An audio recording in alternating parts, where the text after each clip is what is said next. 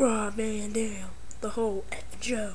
Rob Van Dam, the whole effing show. Oh, I'm sorry, I didn't notice you guys there. Sorry about that.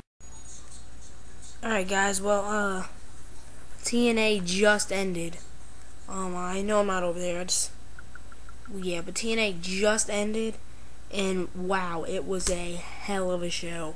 Honestly, I was really shocked. That was a great show. So it started off with the Biz coming out and hitting this piece of raw meat with his girl, the bat with nails coming out of it, and then they went backstage, and it was Taylor Wilde and Sarita, I think her name is, they were fighting, and then, they started the street fight after coming back from commercial, and, Sarita took a purse strap from a lady and choked out Taylor Wilde with it and won the match after choking out Taylor Wilde with a purse strap, I believe it was. So then you had Nash backstage talking to Miss Test Matcher. Wasn't able to hear clearly or something like that. Confusing me. I didn't really pay too much attention to that. And the X Division champion Douglas Williams versus Brian Kendrick. There was a bunch of stuff going on there. It was a good match, actually. Yeah. It was a really good match. Kendrick did the Cobra Clutch and Williams quit. And then after the match, Nash came out and beat up Kendrick, or chokeslam Kendrick. And then Nash demands that Hulk Hogan and Eric Bischoff give him TV time.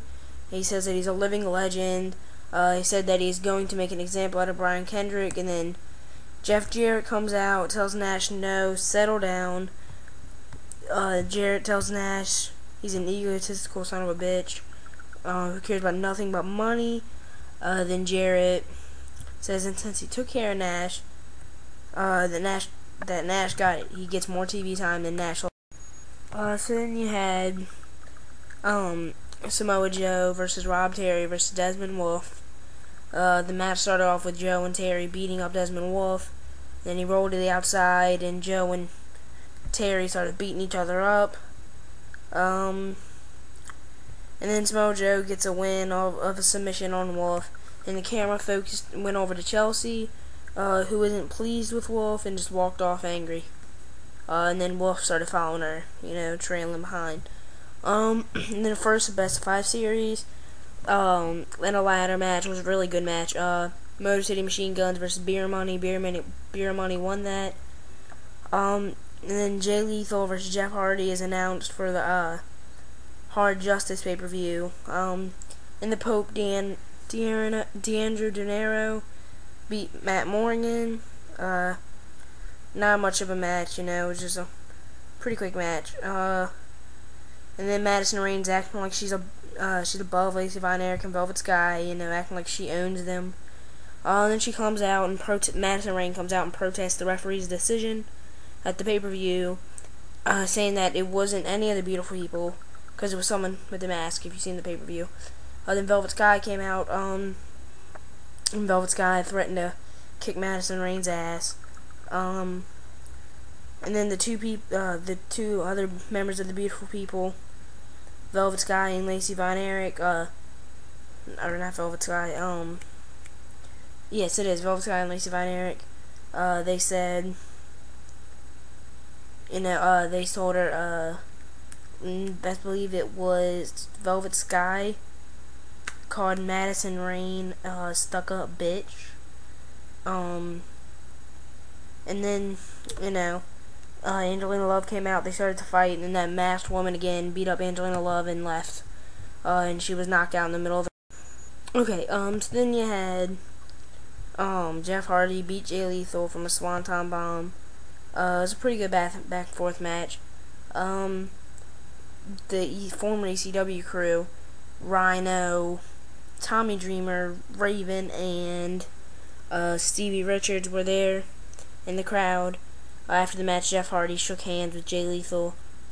Alright, but then, this is where it got crazy. Okay, well, Ric Flair comes out, talks with AJ Styles and Kazarian. They're talking, and then Desmond Wolfe comes out and stuff, and then Abyss comes out and is about to beat him up, and then there's Abyss and RVD in the ring after a while. So yeah, and then after they were talking and stuff like that, it ended up being RVD versus Abyss, or in the ring. They had a little confrontation. The Ric Flair was just in the ring talking to AJ Styles and Kazarian. That's all I really meant to say.